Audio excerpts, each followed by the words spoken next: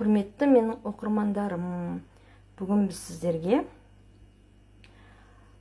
мынау қойдың сан еті, соны духовкаға саламыз. Көріп тұрғандай өздеріңіз пышақпен осып түбіне дейін жеткізіп, қалың еттерді осқылап шықтым.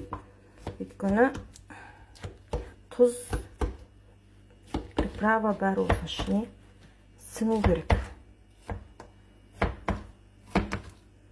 Қазір мен тұз салып қойдым бұны. Тұздың бәрін осының ортасына, арасына кіргізіп,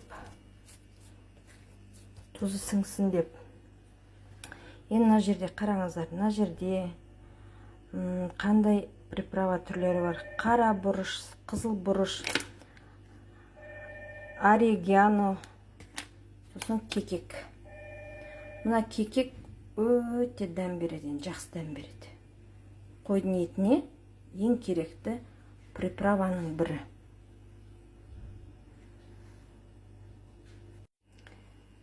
Не қараңыздар, приправаның бәрін жақтық. Және айтқан кекегіміз бар, ішінде тымян бар, қара бұрыш бар, қызыл бұрыш бар, бәрін араластырдық қой. Міне мынаның орталарын аштық қой енді. Пышақпен. Соның бәріне приправаның бәрін кіргіздік. Өйткені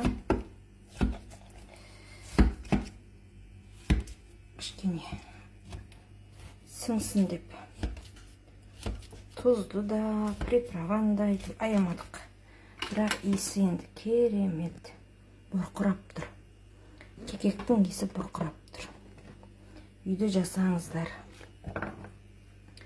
Чесноктарды аламызға арасына салып жібереміз.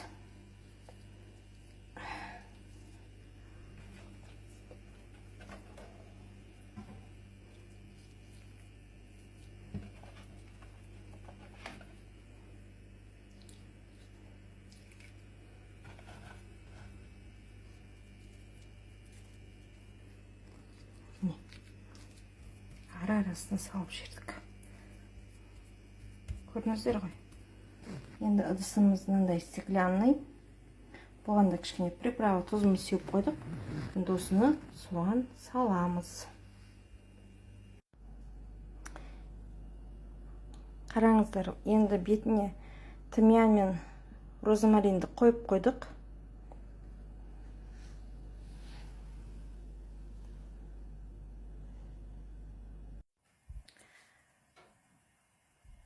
Мына жерге немізді қойдың сан етін салып қойдық. Асты 270 градуста, үсті 250 градуста тұр. Бұл 1,5 сағат осылай тұрады. Одан кейін бұқтырып тастаймыз. Астын да үстін де азайтып тастаймыз. Сөйтіп, 2-де қойдық па, 6-ға дейін піседі.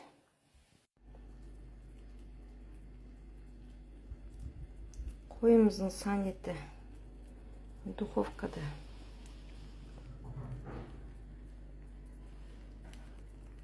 Дайын болып қалды. Әлі кішкене тұрады.